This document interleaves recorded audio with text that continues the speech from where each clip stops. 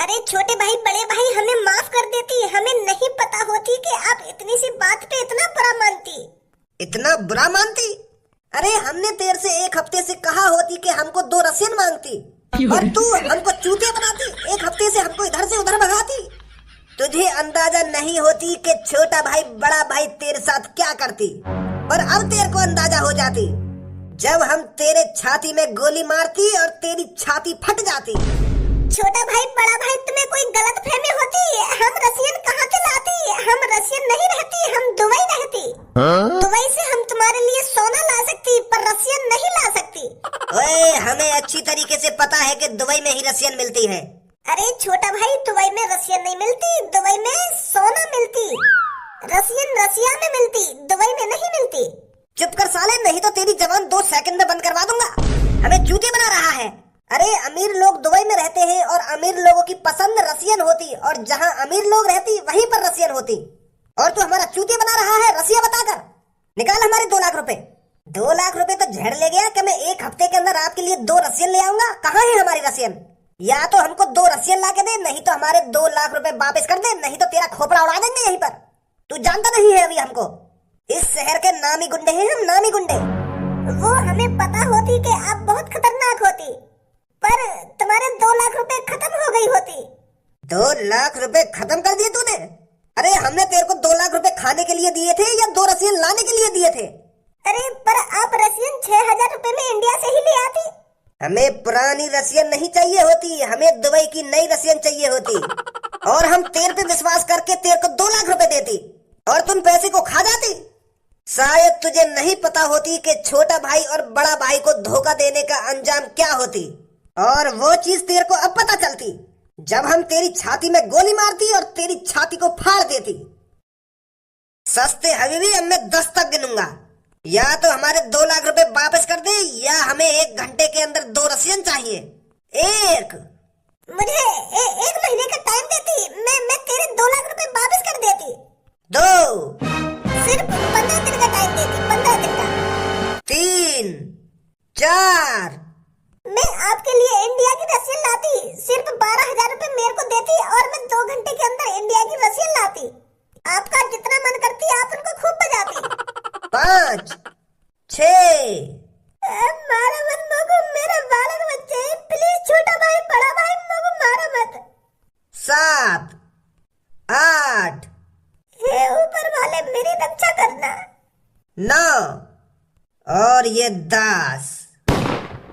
साला छोटा भाई बड़ा भाई को धोखा देगा। छोटे भाई, इसकी बॉडी को ठिकाने लगा दो।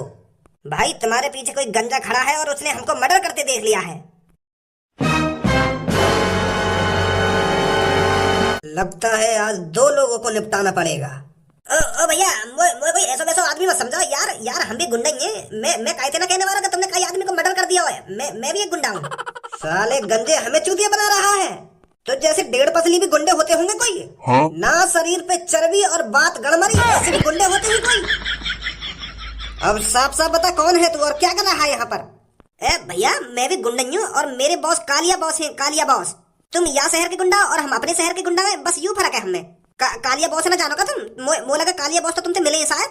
अच्छा, वो कालिया जो किसी भज्जी नाम के लड़के से पिटता रहता है? वो गुंडा जो 15-16 साल के लड़के से मार खाता रहता है? अरे तुमसे किसने कहा था गुंडा बनने के लिए? तुमने हमारा नाम और बदनाम कर रखा है। बड़े भाई अभी हमारे दिल सीधे नहीं चल रहे हैं, नहीं तो किसी टाइम हमारा भी जलवा था। जिस तरह तुम्हारा यहाँ पर जलवा है ना, उस तरह हमारा भी कभी जलवा हुआ करता था। अभी नेक्स्ट टाइम से खराब चल रहा है हमारा। वाह लड़का के आ जाने पे टाइम भी सुधरेगा कभी हमारा? ऐसा तो है ना कि हरदम ही खराब चलता रहेगा। हाँ बता किस लिए आया यहाँ पर? वो नेक मदद सी चाहिए तुम्हारी। कालिया बॉस ने मोते कही है कि छोटा भाई बड़ा भाई को बुला ला, वो नेक हमारी मदद कर देंगे। वो कहा है ना, वो लड़का अब गांव को सरपंच बन गया, तो वाने हमारे कालिया बॉस जेल में बंद करा दिए हैं। तो नेक तुम कालिया बॉस से जेल से बाहर निकालने में हमारी मदद कर देते तो तुम्हारा बहुत बड़ा एहसान रहेगा हम पे। कह रहे कालिया बॉस का छोटा भाई बड़ा भाई हमारी जरूर मदद करेंगे, उनके पास चले जाना। तो मैं भाग तुम्हारे पास आया हूँ। पुलिस के लफड़े में हम नहीं पड़ते, वैसे ही हम यहाँ की पुलिस से परेशान हैं। ऐसे मत करो छोटा भाई बड़ा भाई, हम भी गुंडा हैं और तुम भी गुंडा हो। भाई भाई की मदद न करेगा तो और कौन की मदद करेगा? तुम बस कालिया बॉस से जेल से बाहर निकलवा दो। कालिया बॉस ने तुमको 4 लाख रुपए देने का वादा किया है, इतनी सी मदद कर दो बस तुम हमारी। बड़े भाई मेरे पास एक आइडिया है, अपने शहर में गुंडागर्दी करने में वो मजा नहीं रहा है। हर कोई ऐसे ही छूत छितवा के चला जाता है हमसे, और हमारे शहर में हमारा तो भय भी है। क्यों ना इसके शहर में चलकर अपना रुतबा बनाते हैं, वहां भी हमारा नाम हो जाएगा। हमारे शहर की पब्लिक की तो हमसे बहुत गांड फटती है, क्यों ना हम इसके शहर में चले, उस भज्जी नाम के लड़के से भी मिल आते हैं एक बार। और ये 4 लाख रुपए तो वैसे हमें दे ही रहा है, हम उस लड़के पर हाथ साफ कर जाएंगे और 4 लाख रुपए भी मिल जाएंगे। और उस कालिया को ये भी पता चल जाएगा कि हम जैसे गुंडे और उन जैसे गुंडों में कितना फर्क है। जिस लड़के ने उस कालिया की नाक में दम कर रखा है वहां चलते हैं और उस लड़के की हड्डी पसली तोड़कर वापस आते हैं। इसके बॉस को भी पता चल जाएगा कि इनकी गुंडागर्दी में और हमारी गुंडागर्दी में जमीन आसमान का फर्क है। सही बोल रहा है तू। गंजे अपना एड्रेस दे दे, कल हम तेरे बॉस को जेल से बाहर निकालते हैं, फिर उस लड़के को देखते हैं। हम भी तो देखें वह कौन है लड़का जिसने तेरे बॉस की नाक में दम करके रखा है। ब्रो ना माना तो तुम बस मेरे बॉस से जेल से बाहर निकलवा दो, वह हम देख लेंगे। खामोखा वो लड़का तुम्हारी जान के भी पल्ले पड़ जा तो बातें पंगा मतलब तुम। मैं तो इतना ही कहना चाहूंगा तुमसे, तुम हमारे रिश्तेदार जैसे हो, तुम बस हमारे कालिया बॉस से जेल से बाहर निकलवा दो और चले जाइए अपने शहर में, और हम तुमको 4 लाख रुपए दे देंगे। जब छोटे भाई बड़े भाई जहाँ भी जाते हैं काम को पूरा निपटा के आते हैं पूरा। हमने इस शहर में ऐसे ही बहने ही बना रखा है। कल हम तेरे बॉस को भी जेल से बाहर निकालेंगे और उस लड़के को भी देखेंगे। हम भी तो देखें उसकी गांड में कितना दम है। जब छोटा भाई बड़ा भाई से उसकी मुलाकात होगी ना तो पेंट में मूत जाएगा खड़ा खड़ा। पहुंच तू अपने शहर, कल आते हैं हम वहां पर। ठीक है छोटा भाई बड़े भाई, बहुत बहुत शुक्रिया तुम्हारा। यूं भी खाना जोश में आ रहे हैं मादर चौथ, मोह लगे कुछ गड़बड़ करेंगे वहां आके। चाचा तुमने कभी एक बात सोची है? एक बात? कौन सी एक बात? अरे तुमने अपनी पूरी जिंदगी इस गांव में ही गुजार दी है, तुमने तो ये भी नहीं देखा है इस गांव से बाहर क्या है, इस गांव से बाहर की कैसी दुनिया है। तो ये सब बातें सोचकर तुम्हें अफसोस नहीं होता है? अरे बेटे इस गांव में भी इंसान हैं और गांव से बाहर भी इंसान होंगे। इस गांव में भी लोग कमा कर खाते हैं और गांव से बाहर भी लोग कमा कर खाते होंगे। इस गांव के लोग भी चूतल के छिद्र से हकते हैं और इस गांव से बाहर के लोग भी चूतल के छिद्र से हकते होंगे। तो इसमें क्या सोचना और क्या अफसोस करना? चाचा तुम तो यार उल्टी सीधी बात कर रहे हो। इंसान तो है इस गांव से बाहर, पर वो हमसे बहुत आगे हैं। जैसे ही तुम इस गांव से बाहर जाकर शहर में घुसोगे ना तो तुम्हें वहां पर बहुत बड़ी बड़ी बिल्डिंगें दिखेंगी, बहुत बड़े बड़े घर, बहुत ऊंचे ऊंचे। वहां पर एक भी घर कच्चा और झोपड़ी वाला नहीं मिलेगा। वहां पर लोहे की डंडी में पत्थर पीस कर मिलाया जाता है और तब जाकर मकान बनाए जाते हैं।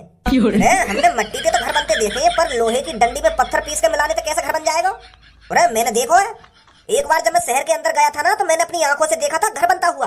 उनके पास एक पत्थर वाली मिट्टी होती थी जो पानी मिलाकर जम जाती थी, और लोहे की डंडी भी रखी उनके पास बहुत बड़ी बड़ी। उनसे मकान बना रहे थे वो, और मैंने उनसे पूछा भी था कि ये लोहे की डंडी होगा, आप क्या कर रहे हो? तो वहां ने बताया मुझको कि बेटा ये लोहे की डंडी नहीं है, ये सरीजन का बता रहे, सरिया जन कुछ बता रहे हैं सही कि यह लगाने से घर मजबूत बनता है। चूतिया बना दिया होगा तेरा। वो तेरे को चूतिया समझ रहे होंगे। वो सोच रहे होंगे कि ये यहाँ का आदमी तो लगता नहीं है, इसको पागल ही बना देते हैं। मट्टी का घर ही टिकाऊ रहता है हमेशा, और मट्टी का घर सबसे ज्यादा चलता है। तेने अपने गांव में देखो आज तक पत्थर से मकान बनते हुए? लाओ सरपंच जी आगे, सरपंच जी बताएंगे कि शहर में मकान कैसे बनते हैं। सरपंच जी भी तो शहर के हैं। सरपंच जी बावन ने बताइए जरा कि शहर में मकान कैसे बनते हैं। यूं कभी गांव से बाहर ना लिख रहे हैं ना तो इन्हें पता ही ना बाहर की दुनिया कैसी है। यूं तो बाहर के लोगों ने चूतिया समझ रहे हैं। मैं इन्हें बता रहा हूँ कि शहर में पत्थरों की मट्टी से मकान बनते हैं जिसमें लोहे की डंडी मिलाई जाती है। तो यूं मेरी बात मान ही ना रहे, यूं करेंगे तेरा चूतिया बना दिया होगा। तुम बताइए सरपंच जी इनको। लोहे की डंडी और पत्थर की मट्टी यू का होगा?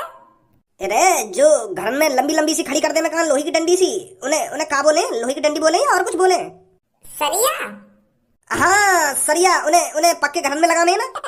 हाँ लगाने। तो यही बात है, तो मैं इतनी देर से बावन ने समझा रहा हूँ, पर इन बावन के दिमाग में भरी ना रही। अब समझे बाबा, अब तो सरपंच जी भी हाँ कर रहे हैं। ऐसी चीज होती है। अरे होती होंगी गांव से बाहर ऐसी चीज, पर हमें तो अपना घर ही अच्छा लगे। मट्टी के घर सबसे मजबूत होते हैं। हमारे घर देख ले पीछे बारे है, जब मैं 50 साल का हो ना तब बनाया मैंने यू अपना घर, और आज मैं 80 साल का है, अभी तक ऐसा का ऐसा ही है। बस हर साल छप्पर तो बदलना पड़ेगा घर का, नहीं घर तो ऐसा का ऐसा ही रहे, मजबूत की मजबूत। यू घर पक्के घर के सामने कुछ ना है। एक बार तुम शहर में जाके पक्के घरों में घुस गए ना बाबा जी, तो फिर तुम्हें अफसोस होगा कि मैंने कहाँ अपनी जिंदगी गुजार दी। घर तो ये होते हैं शहरों में, पक्के घर आलीशान बने होते हैं, उनमें लाइटें होती हैं तरह तरह की, और तुम कहाँ आज डिबियाते काम चला रहे हो? अरे तुम आपस में क्यों लड़ रहे हो? जब सरपंच जी है तुम्हारे साथ तो डरने की है क्या बात? तुम अपने इस गांव में पक्के घर ही तो देखना चाहते हो, तुम यही तो देखना चाहते हो कि वो लोहे जैसी डंडी कैसी होती है। सरपंच जी दिखाएंगे तुमको वो लोहे जैसी डंडी के घर कैसे बनते हैं। अरे एक बार आप हामी तो भरिए, हम